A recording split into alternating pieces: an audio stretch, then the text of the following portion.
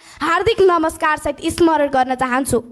विश्वयुद्धका जापानी सेनाहरूसँग बहादुरीका साथ लड्न आइपुगेका गोर्खाली सेनाहरूको भूमिमा पिलोकको कथा पढेपछि कति बेला पुगु भन्ने उत्कट इच्छा पूरा गर्न सहयोग गर्नुहुने एनआरएनएआईसीसी उपाध्यक्ष आदरणीय रामशरण सेमखडा सर लगायत आयोजक टिमप्रति म हार्दिक आभार प्रकट गर्न चाहन्छु। समस्त गोर्खाली जसले आफ्नो भूमिको रीतिथिति संस्कार र संस्कृति जोगाउन बिरानो मुलुकमा दशैंमा कोठा कोठामा टिका लगाए, तीज तिहार देउसी र भैरोलाई आजसम्म पनि आफ्नै विरासतपूर्ण संस्कृति ठाने, धोती चोलो र गुन्यो त्याग्न चाहेनन्, बरु सुख सुविधा अवसर र अधिकार त्याग्न तयार भए तर आफ्नो भूमिलाई बिर्सेनन्। त्यस्ता अग्रजहरूप्रति पनि म हार्दिक आभार प्रकट गर्न चाहन्छु।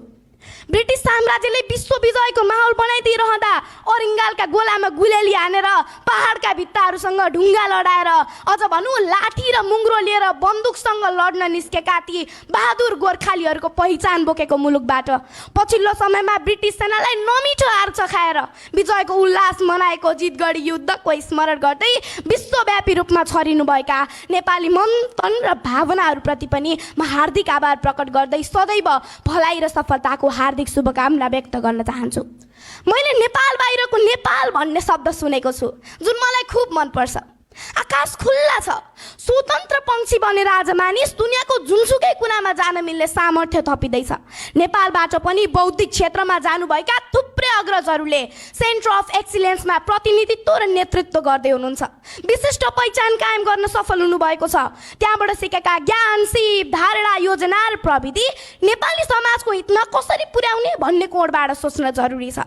आज विश्वकै सर्वोत्कृष्ट कलेज एआईटीको यो सभाहालबाट हामीले यसको निष्कर्ष निकाल्न सकौं भन्ने अपेक्षा समेत राखेकी छु। आधुनिक आप्रवासनको मुख्य मानकलाई हेर्नुपर्दा सन् 1816 तिरबाट नेपालीहरू विदेशिन थालेको पाइन्छ। तर अपुष्ट तथ्याङ्कलाई हेर्ने हो भने प्रथम विश्वयुद्ध ताका नै झन्डै 1 लाख नेपालीहरू ब्रिटिस सेनामा भर्ती भएर युद्धमा भाग लिएको पाइन्छ। यसपछि विदेशिने क्रम निरन्तर उकालो ग्राफमा अगाडि बढ्दैछ।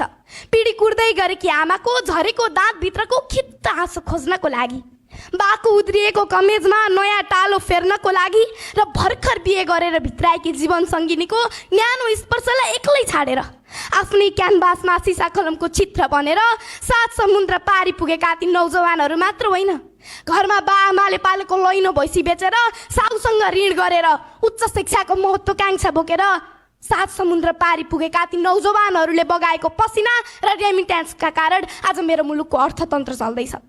सपनाको सुटकेस बोकेर रहरले कहरले र बाध्यताले नेपालका 4 बन्ज्याङ छाड्दै गर्दा देश कस्तो थियो